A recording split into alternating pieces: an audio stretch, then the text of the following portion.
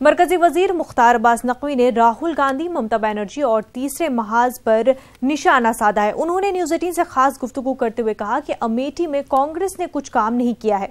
वहीं ममता बनर्जी के ताल्लुक से कहा कि मगरबी बंगाल में टीएमसी का सोपड़ा साफ होने वाला है और बीजेपी का झंडा साफ होगा, जबकि नस्ब होगा, माफ कीजिएगा, उन्होंने कहा कि बीजेपी का झंडा नस्ब होगा, जबकि उन्होंने तीसरे महाज को गुनाहों का गठबंधन कहा है।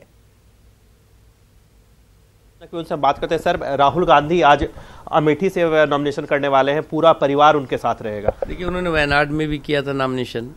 उस समय तो उनके एक हाथ में मुस्लिम लीग का झंडा था और दूसरे हाथ में जमात इस्लामी का एजेंडा था। अब इसके बाद मुस्लिम लीग का झंडा और जमात इस्लामी के एजेंडे का संदेश और सबक लेकर के वो फिर से एक बार अमेठी पहुंच रहे हैं।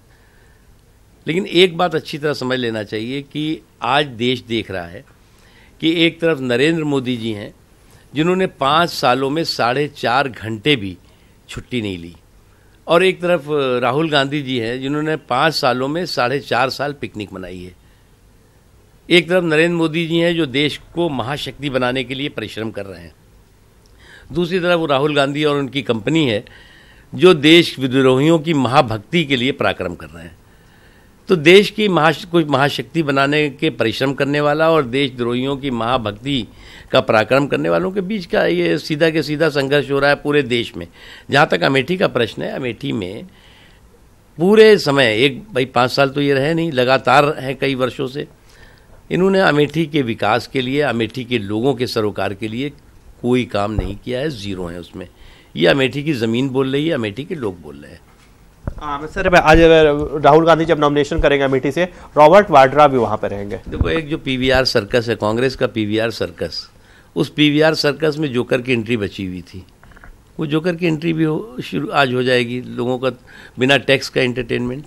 सर, अमित शाह जी को एक बार फिर से पश्चिम बंगाल में रैली की इजाजत नहीं दी गई, कहा गया ममता बनर्जी की भी रैली है वहां पे। कांग्रेस टीएमसी जो है वो जितना अराजकता कर रही है, जितना भारतीय जनता पार्टी के कार्यकर्ताओं का उत्पीड़न कर रही है, भारतीय जनता पार्टी के नेताओं की रैलियों को रोक रही है, उतनी सीटें वो गंवा रही है। और एक बात बहुत साफ है कि पश्चिम बंगाल में टीएमसी का सुपड़ा साफ होगा और प्रचंड बहुमत के साथ, प्रचंड संख्या के साथ भारतीय जनता पार्टी वहां पर विजय की पताका फहराएगी। सर, मैं छत्तीसगढ़ में नक्सल हमले में एक विधायक की भी, बीजेपी विधायक की भी मौत हो गई, चुनाव होने हैं वहाँ पे। देखिए, बहुत दुखद है और हमारे जो विधायक की डेथ हुई है उस पर उनके परिवार, उनके प्रति जो है हमारे श्रद्धा सुमन, और उसके साथ ही साथ जो हमारे सुरक्षा बलों के लोग मारे गए हैं, शहीद हुए हैं, उनकी प्रति भी संवेदना। लेकिन एक बात समझ लेना चाहिए कि लोकतंत्र के पर्व में चाहे अलगाववादी हों, चाहे आतंकवादी हों, चाहे नक्सलवादी, हमेशा बाधा डालने की कोशिश करते हैं। लेकिन लोकतंत्र के प्रति जो जुनून और जज्बा है लोगों का, वो कभी कम नहीं होता, बल्कि जो है वो लोगों का जुनून और जज्बा और मजबूत होता है। और ऐसे लोगों ने जो इस तरह की कायराना हरकत की है उसकी उनको सज़ा मिलेगी। सर, आखिरी सवाल जानना चाहूँगा, चंद्रबाबू नायडू ने फिर से एक बार तीसरे मोर्चे की बात कही है। देखो भाई, ये गुनाहों का गठबंधन, एक तरफ तीसरा मोर्चा, एक तरफ चौथा मोर्चा, ये जो चूचू का मुरब्बा है ना, ये चूचू का मुरब्बा इनको बनाने दीजिए।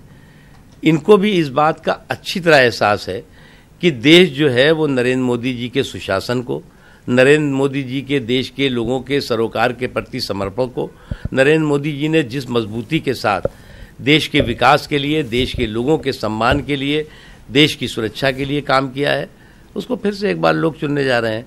इसलिए इन्हें जो है वो भाई सपने देखने में कोई टैक्स तो लगता नहीं, ड्रीम विदाउट टैक्स, तो सपने देखने दीजिए, सपने का सौदागर भी बनने दीजिए। लेकिन जनता तय कर चुकी है कि उसका सपना क्या है। उसका सपना है कि नरेंद्र मोदी जी को फिर से देश का प्रधानमंत्री बनाना।